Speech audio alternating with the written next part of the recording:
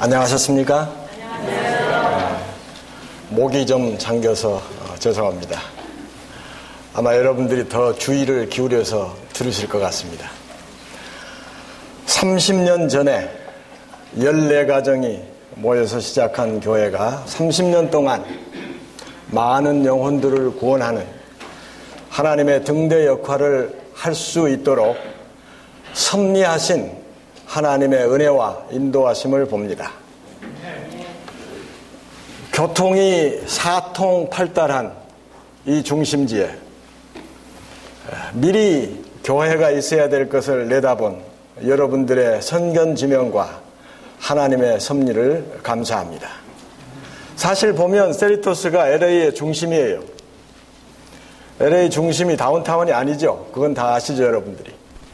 가든그로브 남부에서도 가깝고 LA 다운타운에서도 가깝고 또 토렌스, 저기 우리 집에 있는 다이아몬드바 동부에서도 다 올 수 있는 이 중앙에 위치하고 있습니다. 이곳에 교회가 설립된 것은 참으로 다양하고 또 하나님의 인도하시는 손길이라고 생각하지 아니할 수 없습니다.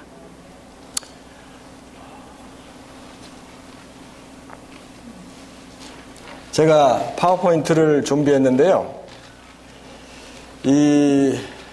제가 맥 컴퓨터를 쓰기 때문에 이 맥으로 참 멋있게 아름답게 성심껏 준비를 했는데 이게 이 PC로 옮기다가 보니까 많이 글자가 깨지고 그래가지고 상당히 힘들었는데 도무지 오리지널을 회복할 수가 없습니다.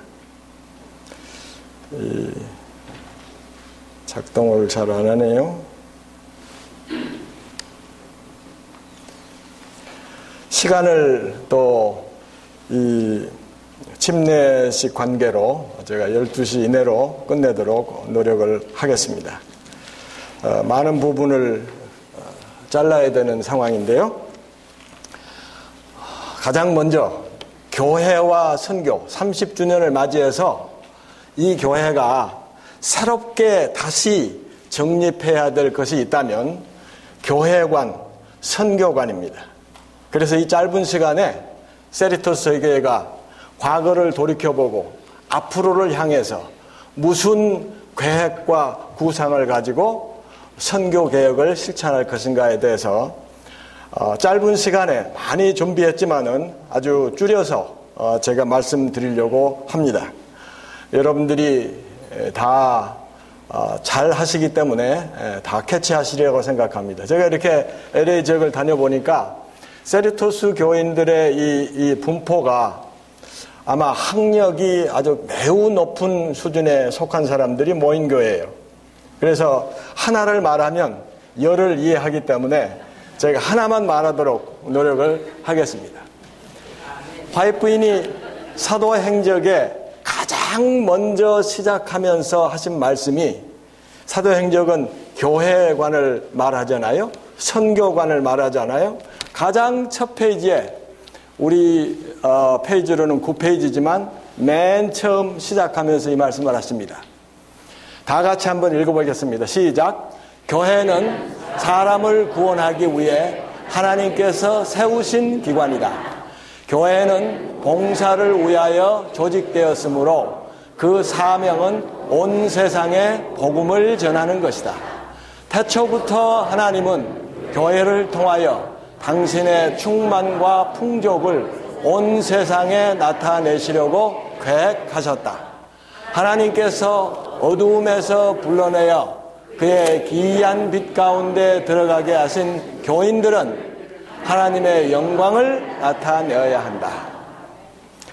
제가 많은 신학서적을 읽었지만 이 교회를 정의하는 데 있어서 이와 같이 쉽고 함축성 있게 모든 것을 말한 정의를 참 찾아보기가 힘들 정도로 주의 종이 이렇게 말했습니다. 이 라이놀드 니버는 이런 기도를 했어요. 잘 아시는 기도죠. 하나님 저에게 바꿀 수 없는 것들은 그대로 받아들일 수 있는 차분함을 주시고, 바꿀 수 있는 것들은 바꿀 수 있는 용기를 주시고, 그리고 이 두 가지의 차이를 분별할 수 있는 지혜를 주시옵소서. 지금 세르토스 교회가 30주년 이 목에서 생각해야 될 중요한 말씀이라고 생각합니다. 좋은 전통은 돌이켜 생각하며 이어받고, 또 바꿔야 될 것이 있으면 과감히 바꾸어서 이 21세기 선교에 합당한 그런 교회로 발맞춰 나가야 될 것입니다. 이 예수 그리스도와 초대교회의 선교 모델을 보면은, 제가 오늘 다 깊이 들어갈 수는 없습니다만 중요한 것이 있어요. 교회는 아이덴티티, 정체성을 잃어버려서는 안 돼요. 이건 도저히 바꿀 수 없는 것입니다. 하나님의 말씀에 근거하고 예수 그리스도의 반석에 근거한 거기 때문에 하나님이 바뀌지 않는 한 바뀔 수 없는 거예요. 아이덴티티. 그러나 아이덴티피케이션, 이것을 선교하는 방법은 언제든지 문화와 시대에 따라서 바뀔 수 있는 것입니다. 제가 위마에 있을 때 강원영 목사님이 돌아가셨죠. 꽤 한국의 자유주의 가운데 속한 진보적인 우뚝선 목사 가운데 한 분이죠. 그분이 아마 몸이 불편해가지고 오셨는데 한 2주 동안 거기 집회에 참석하면서 제가 목사라는 사실을 알고 자기 방으로 불렀습니다. 그래서 갔더니 엘렌 화이트이 쓴 모든 책들 중에 제일 대표적인 책들을 나에게 좀 갖다 달라고 그랬어요. 그래서 제가 20권을 갖다가 드렸습니다. 그랬더니 한 주일 동안 다 읽고 한 주일 후에 저를 다시 불렀습니다. 그래서 갔더니 안식일 교회가 정체성이 분명하고 복음과 진리가 확실하다는 사실을 내가 발견했고, 두 번째는 이 글을 쓴 엘렌 화이트이 정말 성경에 합당한 하나님의 진리를 말하는 분으로 인식하게 되었다. 그렇게 얘기를 했어요. 그 다음에 하는 말씀이, 그런데 안식일 교회가 아이덴티피케이션에 실패하고 있다. 마케팅에 실패하고 있다는 사실이에요. 이 좋은 진리를 가지고 왜 온 세상을 성경 말씀대로 환하게 비추지 못하는가? 아예 한 5분 동안 제가 꾸지람을 받고 나왔습니다. 물론 이 말씀은 틸리히의 유명한 이 아이덴티피케이션에 나온 말씀을 그분이 인용한 것이었지만, 이 제7일 안식일 예수 재림교회, 제가 속해 있는 이 교회에 이 적용하고 보니까 큰 각성과 깨달음과 사명을 느끼게 되었습니다. 과연 우리 교회가 성경의 확실한 진리를 가지고 있다면 이 현 시대에 어떻게 해서 이 확실한 진리를 아이덴티파이 할 수 있을까, 선교할 수 있을까 하는 문제입니다. 앤더슨이 21세기를 향한 교회라는 책에서 이런 말을 했습니다. 과거에는 우리가 소유의 양이 중요했다. 얼마나 많이 가졌느냐. 그러나 21세기 이후에는, 미래에는 소유의 질이 더 중요한 시대가 오고 있다. 그 다음에 돈이 아주 막강하게 중요한 시대에서 이제 시간의 중요성을 노리스할 때가 왔다. 많은 사람들이 돈 중요하지만 그거보다 시간을 밸류하는, 이밸류에이션 하는 그런 시대가 이미 우리가 맞이하고 있죠. 옛 전통, 새로운 전통, 옛날에는 전적 헌신이면 다 됐어요.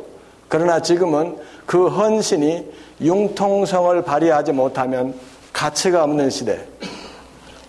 말하자면 효과가 없는 시대가 도래했어요. 집단의 정체성이 중요했지만 이제는 개인주의가 팽배하다. 옛날에는 믿을 만한 사람이지만 지금은 그 한 단계 넘어서서 검증된 사람, 포스트 모더니즘이죠. 과거에는 일을 통한 만족이지만 이제는 여가를 통한 만족. 이미 theology of leisure. 이 어떻게 일하고 남은 많은 시간을 보낼 것이냐에 이 여가 신학이 등장을 했는데 우리 모두가 다 느끼고 있는 그 사람이 여가를 어떻게 보내는가에 따라서 그 사람의 품성이 평가될 수 있는 것입니다. 요즘 2015년에 유엔이 인간의 연령 분류를 재조정한 사실을 알고 계십니까? 오늘날 60세가 돼도 환갑잔치를 잘 안 해요. 그 옛날에 환갑잔치가 80세쯤 돼야 잔치를 하자. 이렇게 됐지 않습니까? 우리 머릿속은 그렇게 환히 이해를 하는데 아직 우리는 이 교회의 이 사실을 어떻게 적응할까에 대해서 잘 모르는 것 같아요.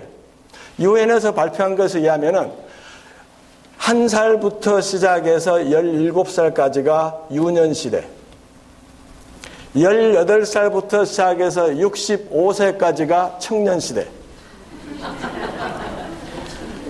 66세부터 80세까지가 장년시대, 그 다음에 81세부터 99세까지가 노인시대, 100세 이상은 장수노인. 자, 굉장히 많은 임플리케이션을 해요. 여러분들이 그게 더 우리에게 맞다. 많은 분들이 그렇게 느끼실 거예요. 신체적으로나 정신적으로나 다 그렇게 느껴요. 이미 어댑트를 했어야 돼요. 유엔이 따라가다 딱 시점을 정해서 2015년에 온 세계에 발표를 한 거예요. 그렇게 지금 맞춰져 가고 있어요. 옛날에는 교회가 장년을 붙잡아라. 왜? 그들이 에너지가 있고 돈이 있고 그래서 교회를 부강하게 만들 수 있는 그 중심에 있기 때문에. 근데 지금의 현금에 있어서 장년은 누구예요? 66세부터 80세까지. 잘 보세요. 그들 에너지 넘칩니다.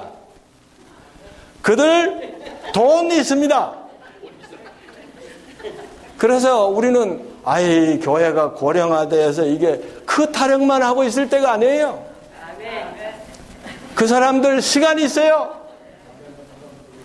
얼마든지 접근해서 교회 안에 들여서 65세부터 80세까지 몇 년이에요?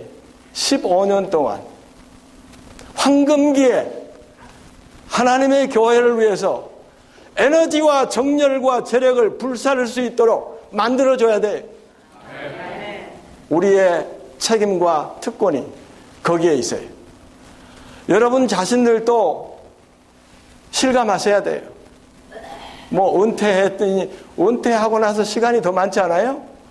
깊이 생각하세요. 제가 여기에 대해서 참 드릴 말씀이 많은데, 그래서 제가 오늘 많은 걸 드리지 못하지만, 제가 연구한 바에 의하면은 예수님과 12 제자들이 초대교회를 형성했는데, 그때 어떻게 교회를 했느냐.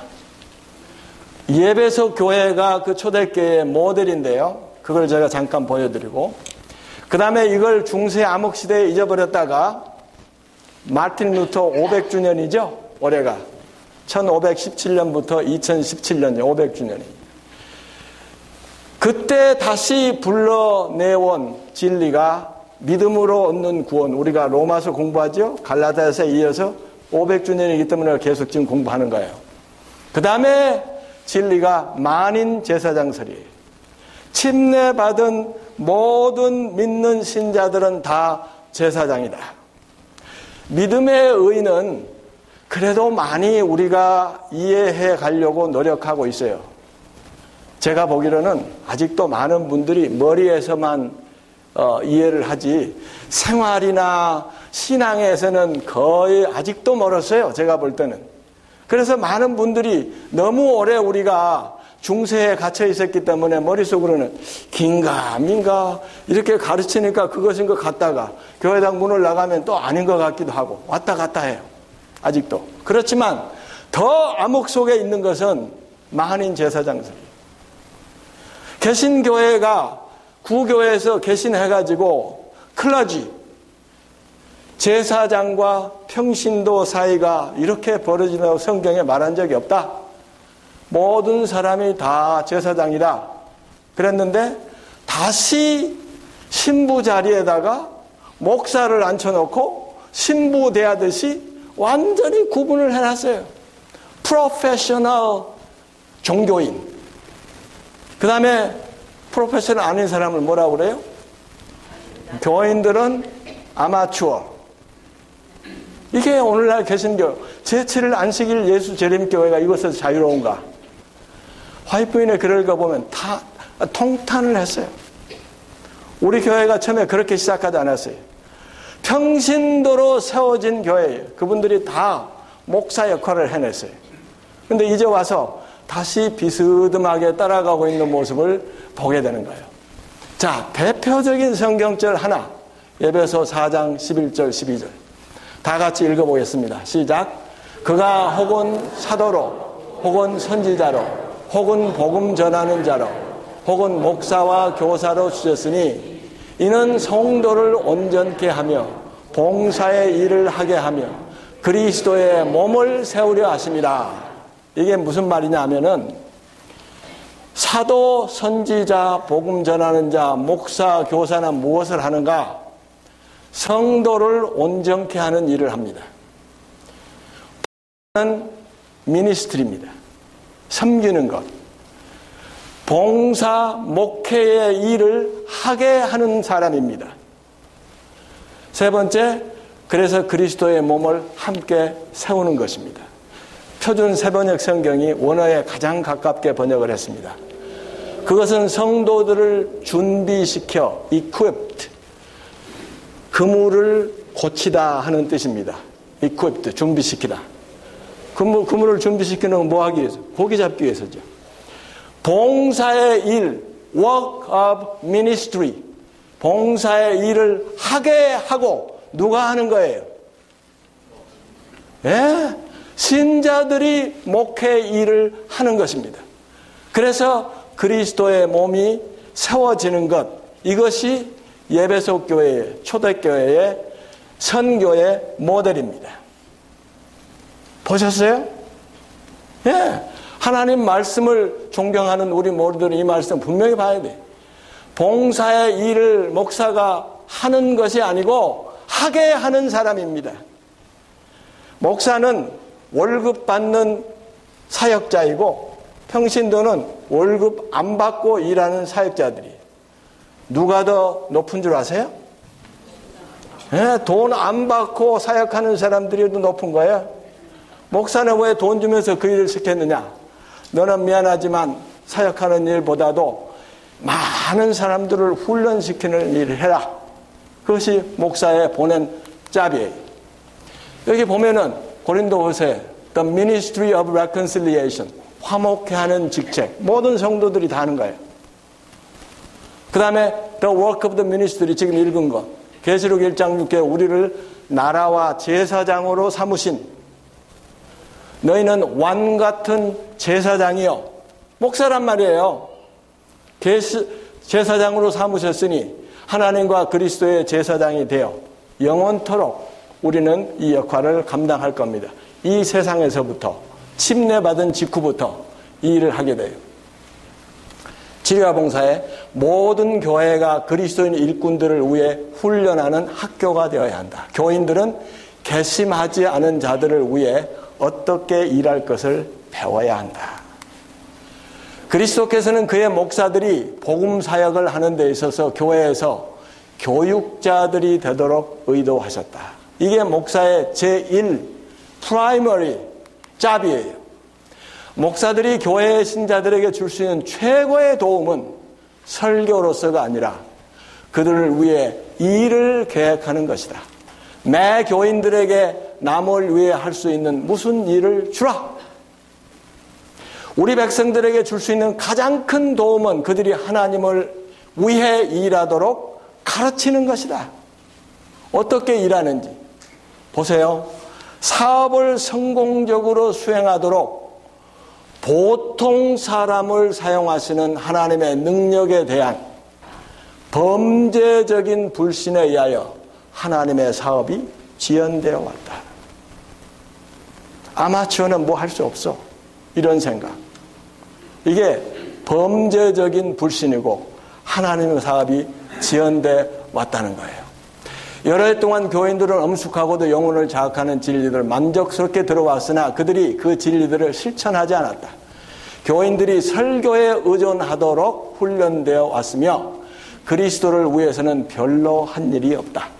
그들은 열매를 맺지 않았을 뿐만 아니라 오히려 이기심과 불충성을 증가시켰다. 그들은 목사에게 그들의 소망을 두었으며 그들의 연약한 믿음을 유지하기 위해 목사들의 노력에 의존한다.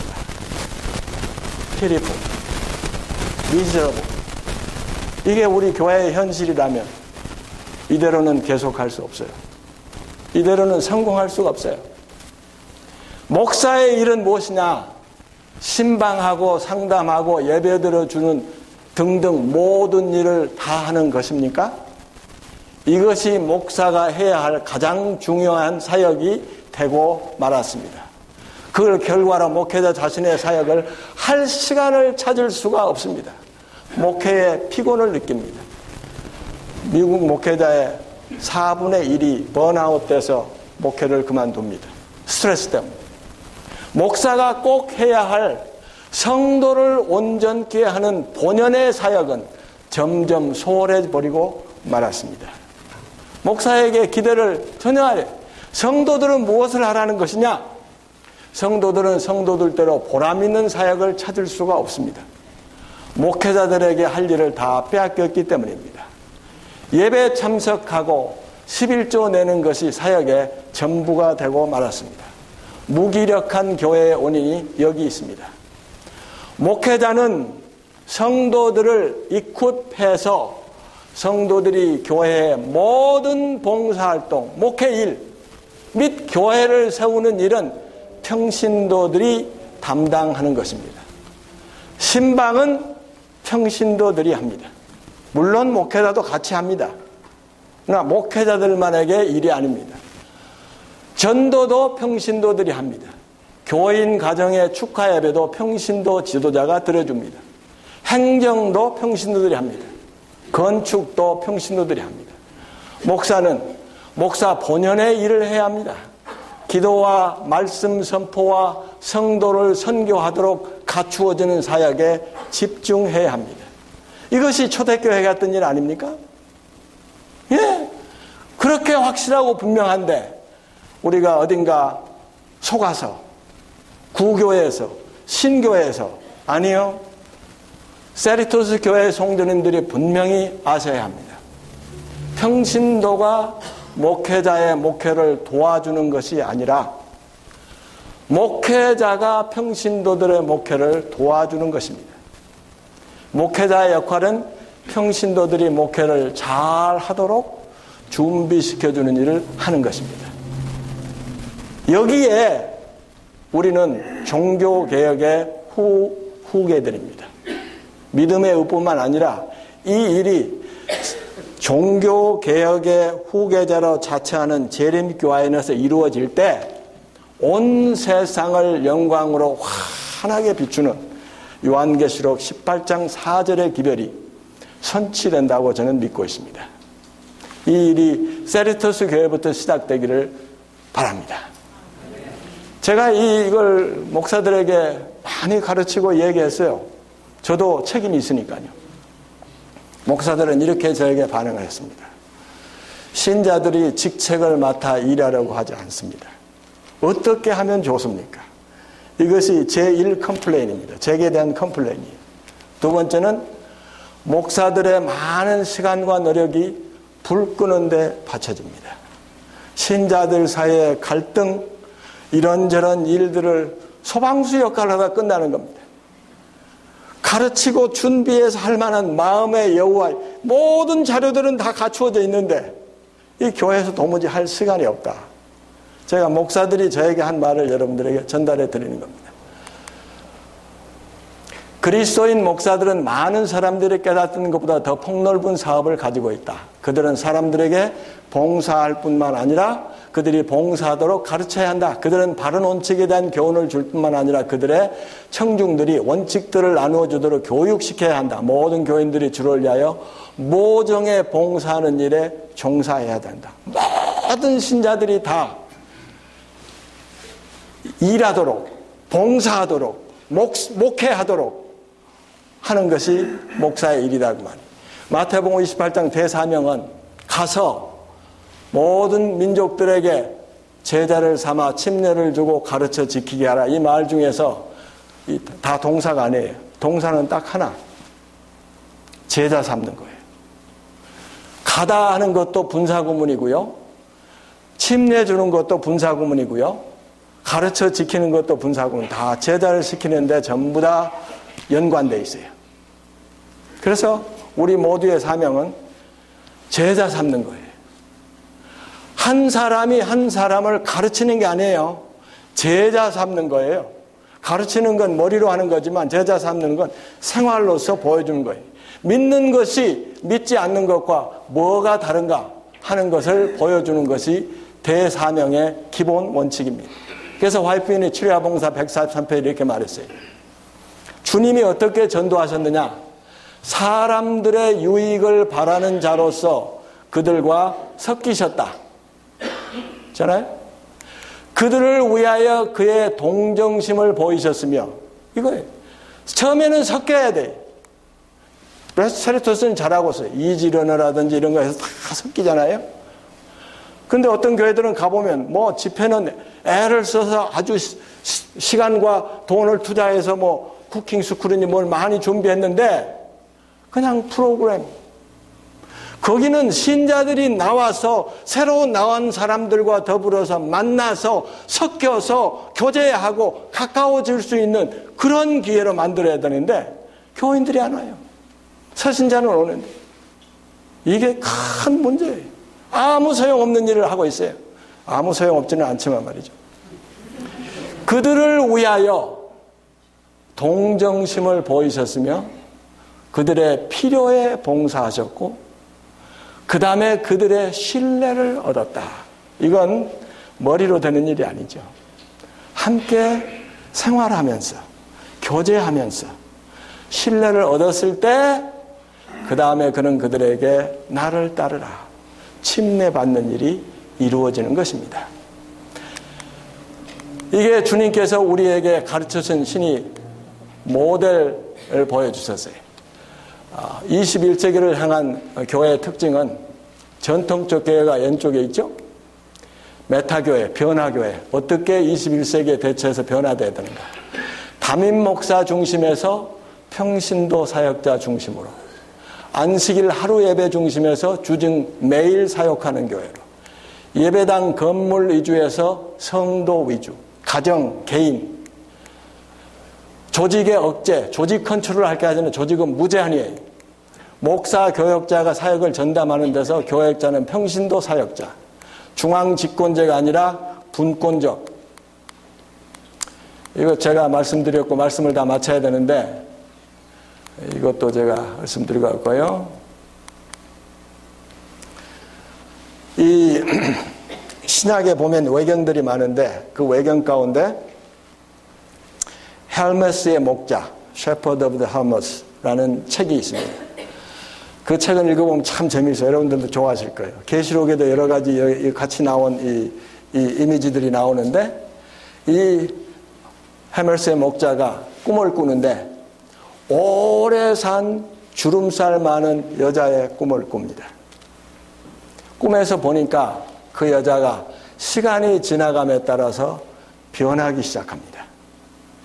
이 헬메스 목자에서 여자는 교회입니다. 그리고 그리스도인 개인을 상징합니다.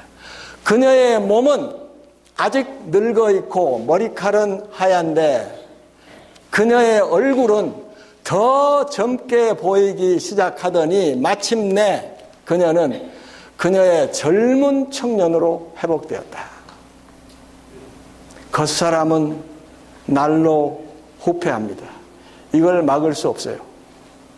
그러나 하나님이 함께 하시면, 예수 그리스도의 영이 함께 하시면 그분의 명령과 뜻을 따라서 봉사의 일을 하는, 목회의 일을 하는 온 교회가 활성화되는 이런 지역으로 교회가 나가게 되면 교회 내면은 활기 있고 젊은 늙은 노파가 젊은 미인으로 변해가는 것처럼 교회는 변화되고 활성화되고 하나님께서 맡겨주신 교회와 선교 역할을 다 감당할 수 있게 될 것입니다. 세르토스 교회가 그런 교회가 되기를 간절히 바라고 하나님께서 은혜와 능력을 주시기를 간절히 바랍니다.